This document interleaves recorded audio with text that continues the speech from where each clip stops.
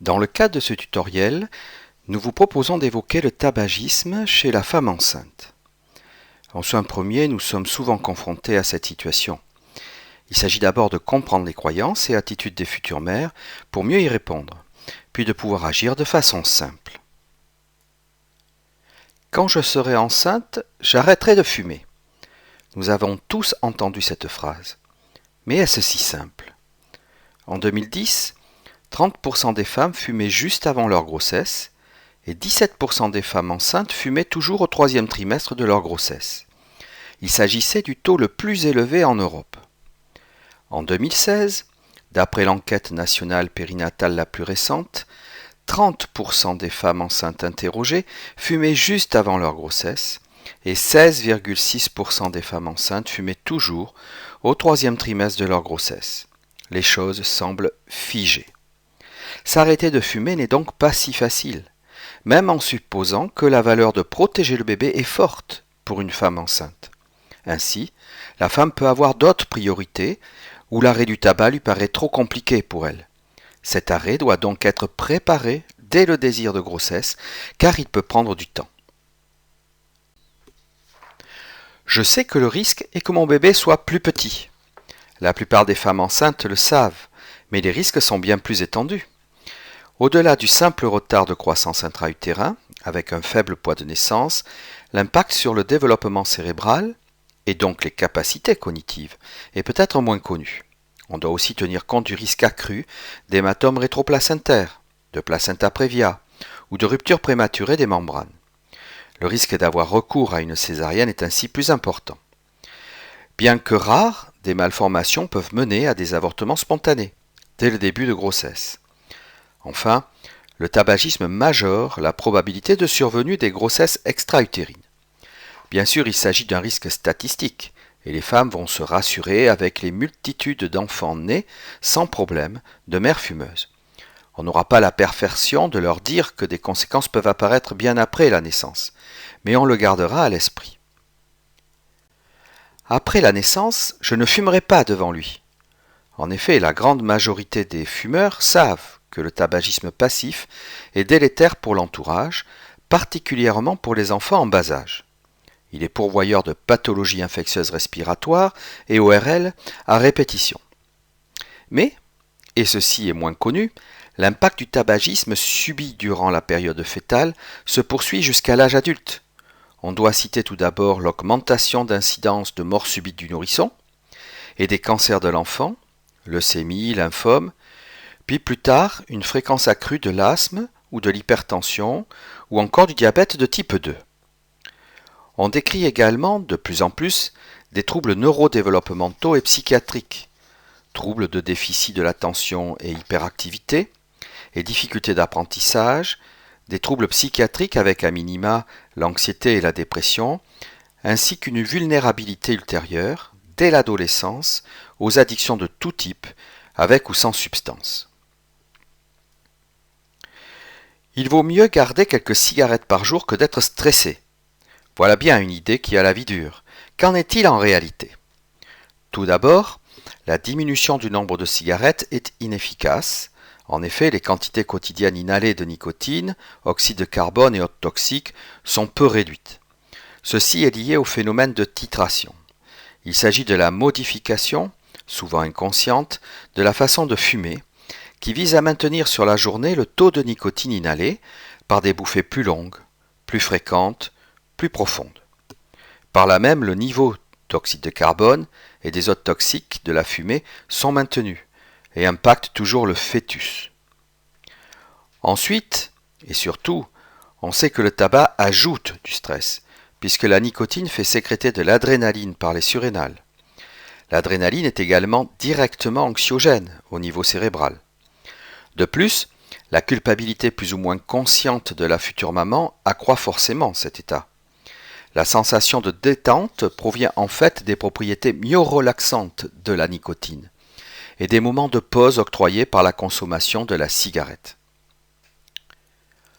Enceinte, ce n'est pas le moment de prendre du poids. Les femmes enceintes n'échappent pas à cette inquiétude, souvent mise en avant. Ce risque est généralement transitoire, lié à une modification de la flore intestinale suivant le premier mois d'abstinence tabagique. La prise de probiotiques est parfois proposée pour permettre de lutter contre ce déséquilibre. En fait, la prise de poids n'est absolument pas inéluctable, puisqu'on considère qu'un tiers des ex-fumeurs vont prendre quelques kilos, un tiers ne vont pas modifier leur poids, et un tiers d'entre eux va même en perdre. En effet, après l'arrêt du tabac, d'une part le dynamisme retrouvé permet souvent d'être plus actif, et d'autre part, l'envie nouvelle de prendre soin de soi conduit souvent à de nouvelles attitudes hygiéno-diététiques, notamment chez les femmes. Il convient cependant bien sûr de veiller au risque de transfert de l'addiction au tabac vers des troubles du comportement alimentaire comme vers d'autres addictions. J'envisage de passer à la cigarette électronique. Face à cette proposition, il faut insister sur le fait qu'il n'y a pas encore d'études réalisées sur l'utilisation de la cigarette électronique chez la femme enceinte à ce jour. Une expérimentation a été lancée récemment en Écosse, dont les résultats ne sont pas encore connus. C'est pour cette raison que les instances de santé, notamment l'OMS, ne la recommandent pas durant la grossesse, même si pour la population générale, sa nocivité a été reconnue largement moindre que la fumée de tabac. Un tutoriel est consacré à la cigarette électronique sur ce site, et les mêmes conseils d'utilisation ont une acuité encore plus forte chez les femmes enceintes. Il s'agit notamment de ne pas augmenter le voltage pour accroître le HIIT dans la gorge, car il induirait la production de toxiques comme le formaldéhyde et la choléine. Il faut également prévenir spécifiquement les femmes enceintes que la quantité d'alcool, même faible, utilisée comme conservateur dans la plupart des recharges, est bien sûr à risque pour le fœtus et doit faire préférer des flacons sans alcool. Par ailleurs, la e-cigarette n'est pas addictolytique, c'est-à-dire qu'elle entretient le processus cérébral de l'addiction.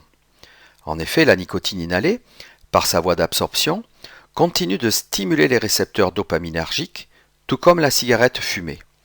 En conséquence, l'efficacité n'est pas toujours au rendez-vous. En effet, le risque est grand de revenir vers le tabac, plus satisfaisant, ou de maintenir une double consommation, ce qui est à éviter, car tout aussi délétère pour le fœtus. Les nouveaux pictogrammes « Danger » sur les patchs m'inquiètent. L'arrivée de ces nouveaux pictogrammes sur les boîtes de substituts nicotiniques peut légitimement inquiéter la future mère.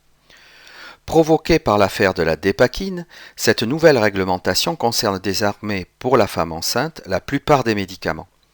Cet excès de prudence sur les substituts nicotiniques est cependant franco-français, puisqu'il n'existe pas dans les autres pays européens. La Société française de tabacologie a d'ailleurs exprimé son désaccord et fait actuellement appel de cette décision auprès de la DGS par le biais de pétitions. Il convient donc de rassurer la femme enceinte. Aucune étude n'a démontré de toxicité pour le fœtus depuis 30 ans d'utilisation. Il s'agit d'ailleurs bien du pictogramme « danger » et non du pictogramme « toxique ». Le danger dénoncé est seulement celui d'une augmentation du rythme cardiaque chez le fœtus, retrouvé au 3e trimestre de la grossesse, ce qui est bien sûr sans commune mesure avec les dangers bien réels et graves de la fumée de tabac pendant la grossesse. Le centre de référence des agents tératogènes, consultable sur le site lecrat.org, maintient son avis favorable sans condition à utiliser ces substituts. Aborder la question du tabagisme, c'est d'abord engager le dialogue. Avec une simple phrase gardant bienveillance et respect de la personne. J'aimerais aborder avec vous la question du tabac. Êtes-vous d'accord ? Le professionnel de santé marquera ainsi sa disponibilité et son engagement sur le sujet. Ensuite, c'est favoriser l'expression de la future mère par des questions ouvertes, comme par exemple « Vous m'avez dit que le fait de fumer pendant votre grossesse vous posait problème, c'est-à-dire ?» De cette façon, celle-ci se sentira en confiance et encouragée à exprimer ses raisons d'arrêter de fumer.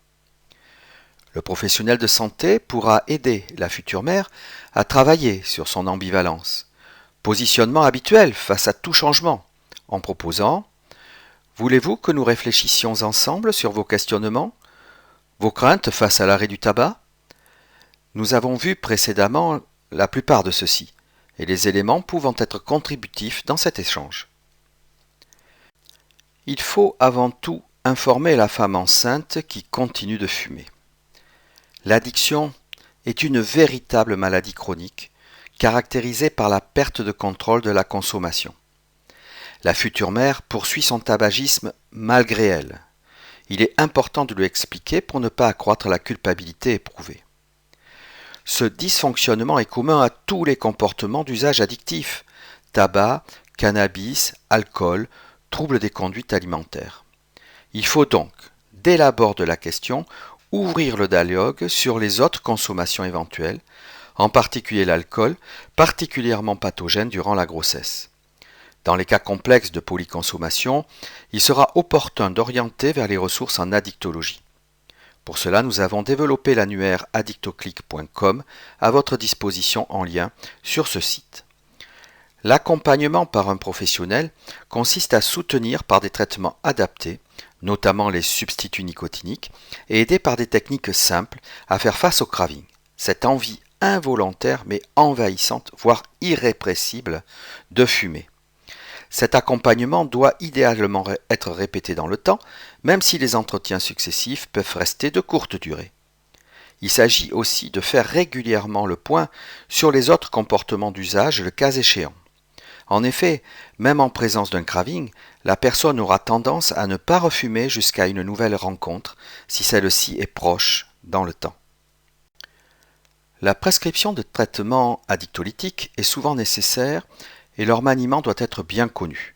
Dans le cas de la femme enceinte, seuls sont possibles les traitements nicotiniques cutanés ou oraux. Le choix de première intention est théoriquement celui de patchs nicotiniques sur 16 heures, plutôt que sur 24 heures, pour ne pas exposer le fœtus à une nicotinémie permanente. Mais en cas de fort craving au réveil, le patch sur 24 heures sera bien sûr indiqué. Le dosage doit être adapté en fonction des signes de surdosage ou le plus souvent de sous-dosage. On utilisera ainsi des patchs de concentration optimale, 10, 15 ou 25 mg sur 16 heures. La posologie initiale concordera avec le nombre de cigarettes fumées chaque jour, dans les périodes où on ne se restreint pas, 1 mg par cigarette, puis sera augmentée en fonction de l'évolution de la consommation et du craving. On peut prescrire le cas échéant 2 patchs par jour, voire 3, dans certains cas de fort tabagisme et de craving intense.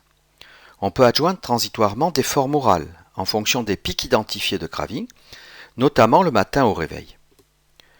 Contrairement à une idée encore trop répandue, on peut poursuivre transitoirement le tabagisme en utilisant les patchs. L'objectif est bien sûr de le réduire, puis de l'arrêter sans trop tarder. Il ne sert à rien de retirer le patch pour fumer, puisque la collection sous-cutanée de nicotine poursuit sa diffusion durant au moins 1 heure. Il convient de rappeler à la femme enceinte qu'il n'existe pas d'addiction possible au patch, puisque la diffusion nicotinique par voie cutanée est linéaire, sans renforcement aigu ni action euphorisante. Progressivement, le remboursement va être étendu à tous les substituts nicotiniques, patchs et pastilles dès le 1er janvier 2019. Cette prise en charge est également effective pour tous les nouveaux prescripteurs, dont notamment les sages-femmes, mais aussi les infirmiers, les kinésithérapeutes, les médecins et infirmières du travail ou scolaires, les dentistes. En cas d'allergie cutanée, le passage d'une marque à une autre peut être une solution. Parfois, un traitement corticoïde local sera efficace.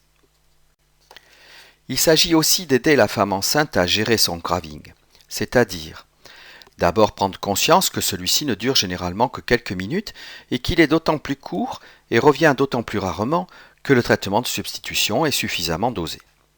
Quand il survient, l'accepter sans paniquer diminue son intensité.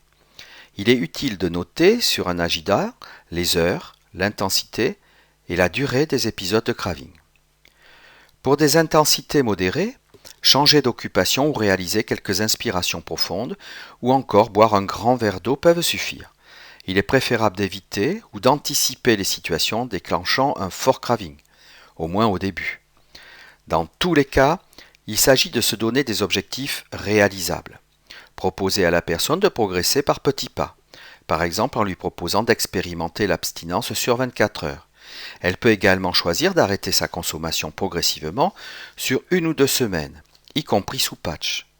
Se donner des objectifs, c'est aussi noter sur une fiche, par exemple, les bénéfices qu'elle attend de son arrêt de tabac, et la regarder régulièrement. Chaque personne va construire son chemin spécifique, accompagné par les rencontres répétées et rapprochées avec le soignant, qui va l'aider à trouver d'autres sources de gratification, à développer ses compétences psychosociales pour gérer les situations de stress, ajuster le traitement de substitution pour limiter le craving. On veillera à impliquer l'entourage de la future mère, notamment le conjoint.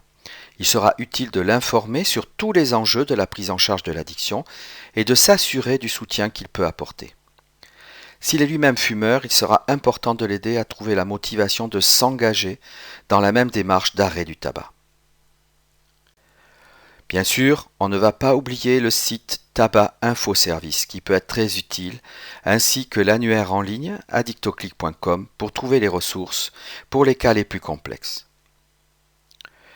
Le tutoriel se termine par cette liste de principales références utilisées pour sa réalisation. Merci pour votre participation.